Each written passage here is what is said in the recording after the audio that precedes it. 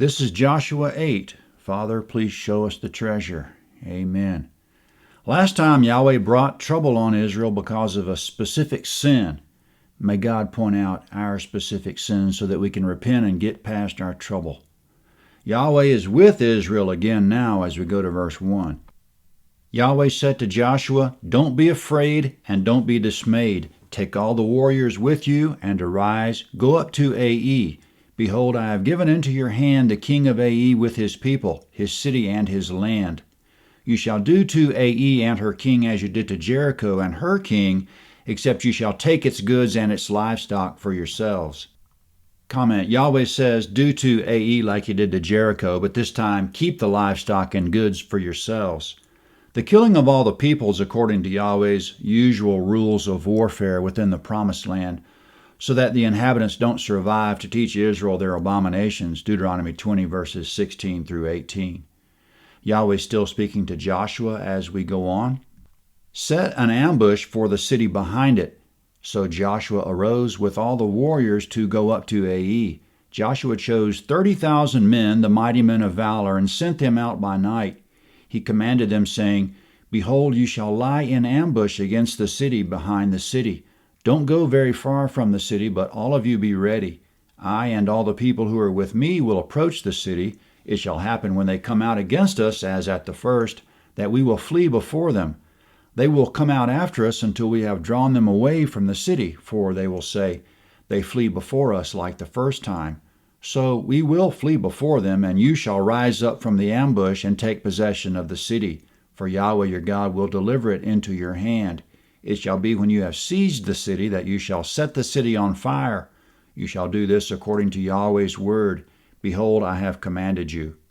Comment: the camp is still at Gilgal near the Jordan River, and Ai is about 13 to 15 miles to the west in the highlands. Ai is another walled city with a gate, as we find out later. According to Yahweh's commandment in verse 1, this time the plan of attack will involve all of Israel's warriors, closer to 600,000, Numbers 26:51, and not the 3,000 that went up to Ai last time and got defeated. According to Yahweh's plan, 30,000 mighty men of valor will travel from the camp to Ai during the night and set up an ambush behind the city. Joshua and the rest of the army will approach the city in plain sight, and then the main army with Joshua will flee. The warriors of Ai will abandon the city and chase the main army. The 30,000 in ambush will then rise up, take the city, and set it on fire. As we go on, we should know that Bethel is a Canaanite town just to the west of Ai. Now still talking about the men of the ambush, verse 9. Joshua sent them out, and they went to set up the ambush and stay between Bethel and Ai on the west side of Ai. But Joshua stayed among the people that night. Joshua rose up early in the morning, mustered the people, and went up, he and the elders of Israel, before the people to Ai. Comment: the 30,000 left during the night, but Joshua and the rest of the people didn't set out until the morning. Verse 11. All the people, even the men of war who were with him, went up and came near and came before the city and encamped on the north side of Ai. Now there was a valley between him and Ai. Comment: the ambush is on the west, between Ai and Bethel. The main army is on the north. Verse 12, he took about 5,000 men and set them in ambush between Bethel and Ai on the west side of the city. Comment: Joshua sent another 5,000 men to the west to reinforce the ambush. The text doesn't say why. Verse 13, so they set the people, even all the army who was on the north of the city, and their ambush on the west of the city, and Joshua went that night into the middle of the valley. Comment: night has come again, and in the darkness Joshua and his army descended from the mountain north of town into the valley as if they were coming in for the attack. As the sun's coming up, we go to verse 14. When the king of Ai saw it, they hurried and rose up early, and the men of the city went out against Israel to battle, he and all his people, at the time appointed before the Arabah, but he didn't know that there was an ambush against him behind the city. Comment: the king went out, quote, at the time appointed, end quote. Who made that appointment? It was Yahweh, of course. He caused it to happen at the appointed time, the time of his choosing. The king and all his men came out before the Arabah, meaning east of the city, which is the direction of the Arabah, the Jordan Valley. They're coming out on the opposite side from the ambush, probably because that's where the gate is. They still don't know the ambush is in place. Verse 15. Joshua and all Israel made as if they were beaten before them and fled by the way of the wilderness. All the people who were in the city were called together to pursue them. They pursued Joshua and were drawn away from the city. There was not a man left in Ai or Bethel who didn't go out after Israel. They left the city open and pursued Israel. Comment: there's a mountain between Bethel and Ai, Genesis 12:8. If the men of Bethel went around the mountain to get to Ai, it might explain why they didn't notice the ambush. Verse 18. Yahweh said to Joshua, "Stretch out the javelin that is in your hand toward Ai, for I will give it into your hand." Joshua stretched out the javelin that was in his hand toward the city. The ambush arose quickly out of their place, and they ran as soon as he had stretched out his hand, and entered into the city and took it. They hurried and set the city on fire.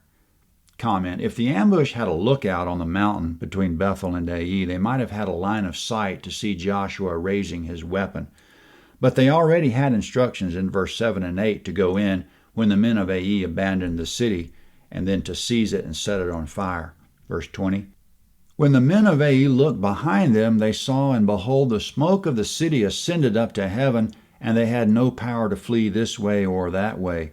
The people who fled to the wilderness turned back on the pursuers.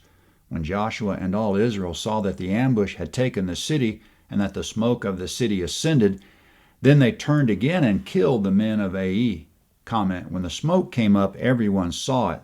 The fleeing Israelites turned around and attacked the men of Ai, and it says the men of Ai had no power to flee. Maybe they were shut in by the terrain, or Yahweh robbed them of their strength, or they were out of breath from running, or the smoke took all the spirit out of them. Now coming up, the ambush is done with their job inside the city, and they're going to leave the city and join the fight. Verse 21. The others came out of the city against them, so they were in the middle of Israel, some on this side and some on that side. They struck them so that they let none of them remain or escape. They captured the king of Ai alive and brought him to Joshua.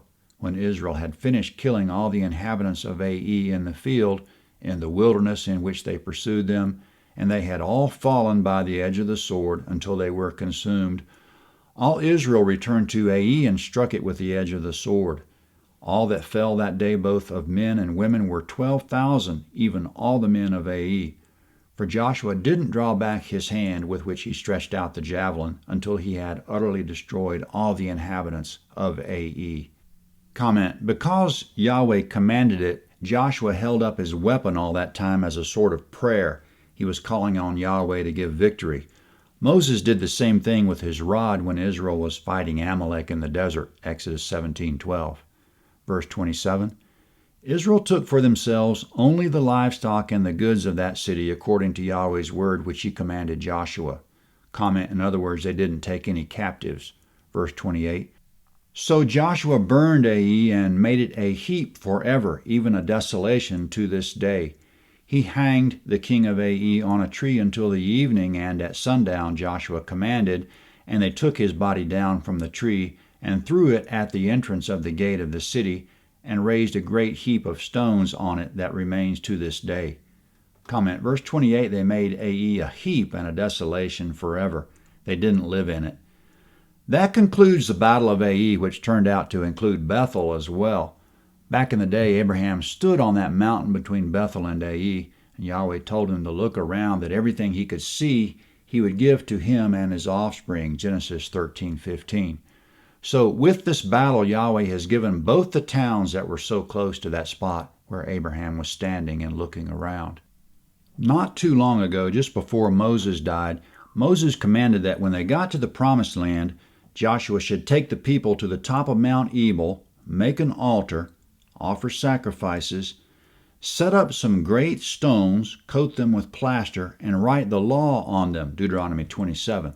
Then all the people should go to the base of the mountain, to the small plain between Mount Ebal and Mount Gerizim, and there they should read the entire law to all the people, and have all the people agree to be bound by the blessings and curses in the law.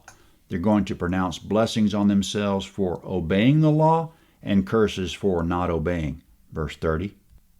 Then Joshua built an altar to Yahweh, the God of Israel, on Mount Ebal, as Moses, the servant of Yahweh, commanded the children of Israel, as it is written in the book of the law of Moses, an altar of uncut stones on which no one had lifted up any iron.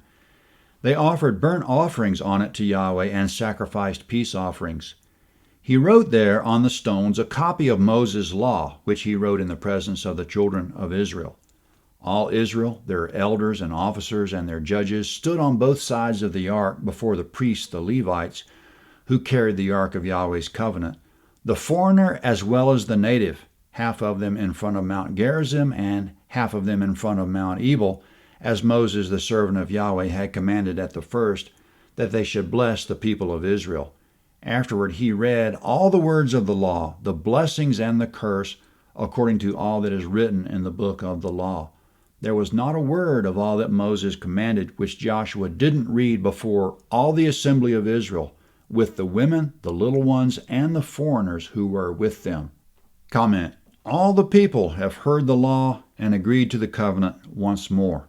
We might presume Rahab and her family were present and heard it for the first time. This was hopefully their initiation as Israelites. Joshua 9 is next at landofhavilah.net. Joshua 9. This is the map of Joshua 8. This is the approximate location of the camp at Gilgal, from which Israel launched their attack on Ai. Ai was about here, about 15 miles away in the highlands. Bethel is here. Every man of Bethel came out to help their neighbors in Ai. After that, Joshua took the entire nation to Mount Ebal for sacrifices and the writing of the law on great stones. Ebal is one of the highest peaks in the Promised Land. South of Mount Ebal is Mount Gerizim. Between the two mountains, there's about a quarter-mile plain where they read all the law of Moses and pronounced the blessings for observing the word and the curses for not. Joshua 9 is next.